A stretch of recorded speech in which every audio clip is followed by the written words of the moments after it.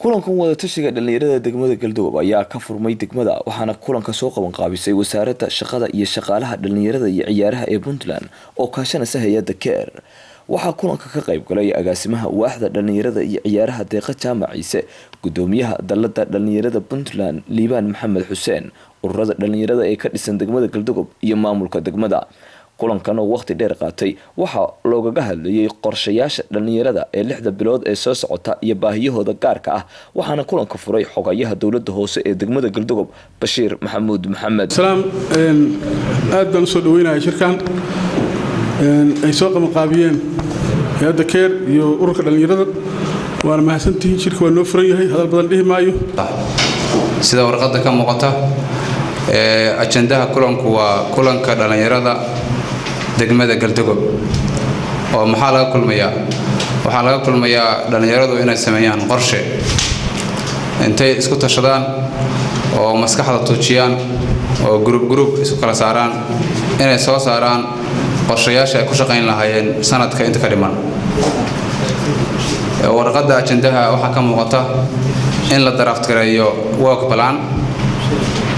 waxaa ka muuqata work plankaas in loo sameeyo prioritization ama muhiimad la kala siiyo oo la kala hormariyo activity-yada. waxaa ka muuqata in loo sameeyo timeline xilliga lagu qaban lahaa activity-yadaas. waxaa ka muuqata responsibilities in la kala qaato cidii qaban lahayd shaqooyinkaas la soo saari doono haddii la hadmo.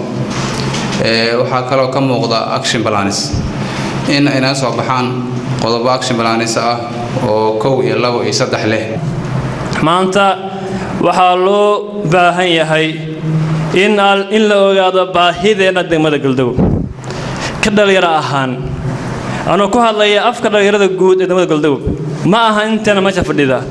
waxa uu sheegay madana Liibaan iyo warwaliin deeqa jaamacba in dhalinyarada Galdogob ururka dhalinyarada uu ku furkareeyo dhammaan dhalinyarada degmada Galdogob daafaheeda iyo gudaheedaba yahayna ururka kaliya ee dawliga ah ka diiwaan gashan degmada Galdogob gobolka iyo wasaaradda shaqada dhalinyarada ciyaaraha oo ah haysan profilkiisa iyo qorshayaashiisa dhalinyarada.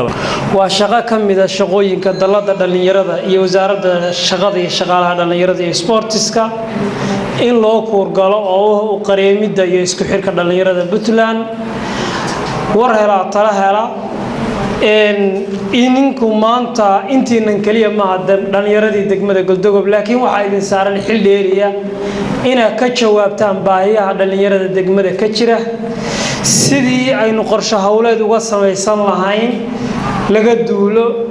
waxa la yiraahdaa qorshe lahayn waxaad noqonaysaa qof qorshe leh baad qorshihiisa qayb ka mid noqonaysaa.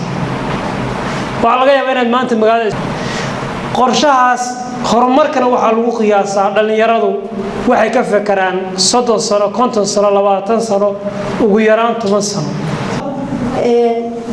anagu waxaan u nimay aan u kurgalno baahiyaha ka jira degmada Galdogob iyo guud ahaanba waxa wacyigiisu yahay. waxaan la kulanay dhalinyaro hal abuur leh, dhalinyaro rabta in la dhiirigeliyo, dhalinyaro shaqaynaysa waxba u qabanaya mutadawacnimo waxaan heli karin.